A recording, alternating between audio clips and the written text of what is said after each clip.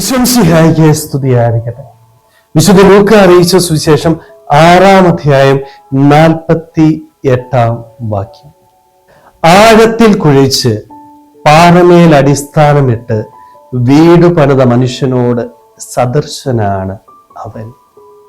ദൈവവചനം പാലിച്ചു ജീവിക്കുന്നവൻ എപ്രകാരമാണ് എന്ന് ഇന്നത്തെ വചനത്തിലൂടെ എൻ്റെ ഈശോ എന്നെ ഓർമ്മിപ്പിക്കുകയാണ്.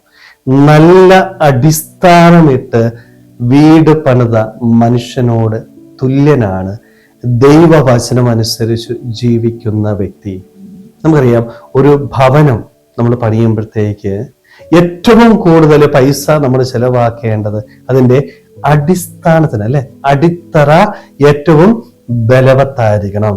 അടിത്തറ ഭൂമിക്കടിയിലേക്ക് പോകുന്നതാണ്, അതാരും കാണുന്നതല്ല. നമ്മൾ ചിന്തിക്കുകയാണ്, ഇതാരും കാണുന്നില്ലല്ലോ, അതുകൊണ്ട് കൂടുതൽ പൈസയൊന്നും ഇതിനു വേണ്ടി ചിലവഴിക്കണ്ട എന്ന് നമ്മൾ തീരുമാനിച്ച് മുകളിൽ കാണുന്ന ഭാഗം ഏറ്റവും മനോഹരമായിട്ട് ഒത്തിരിയേറെ പൈസ മുടക്കി നമ്മൾ ചെയ്താൽ എന്തെങ്കിലും പ്രയോജനമുണ്ടാവും? അടിത്തറ ബലമുള്ളതല്ല എങ്കിൽ ഇത് വീണു പോകും. അതുകൊണ്ടാണ് ഈശോ കൃത്യമായിട്ട് പറയുന്നത്, നിന്റെ അടിത്തറ ഏറ്റവും ബലവത്തായിരിക്കണം. നല്ല ഉറച്ച പാറമേൽ അടിത്തറയിടുവാനായിട്ട് നിനക്ക് സാധിക്കണം. ദൈവവചനം അനുസരിച്ച് ജീവിക്കുന്നവൻ ഈ പാറമേൽ അടിസ്ഥാനമിട്ട് വീട് പണിത മനുഷ്യനോട് തുല്യനാണ്. സ്നേഹമുള്ളവരെ, നമ്മുടെയൊക്കെ ജീവിതത്തിൽ ഈ ഒരു അടിത്തറ ഇടുവാനായിട്ട് നമുക്ക് സാധിക്കുന്നുണ്ടോ? നല്ലൊരു അടിത്തറ ഒരു കുഞ്ഞിന് ലഭിക്കുന്നത് എവിടെ നിന്നാണെന്നറിയാവോ? ഓരോ കുടുംബത്തിൽ നിന്നാ. അപ്പനും അമ്മയുമാണ് മക്കൾക്ക് നല്ലൊരു അടിത്തറ പകർന്നു കൊടുക്കേണ്ടത്.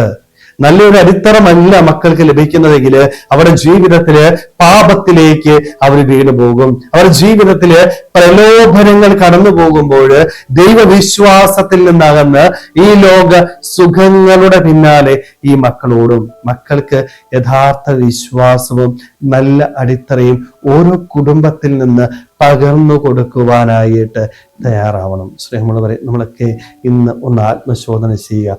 എൻ്റെ ഈ വിശ്വാസ ജീവിതത്തിന്റെ അടിസ്ഥാനം എവിടെയാണ്?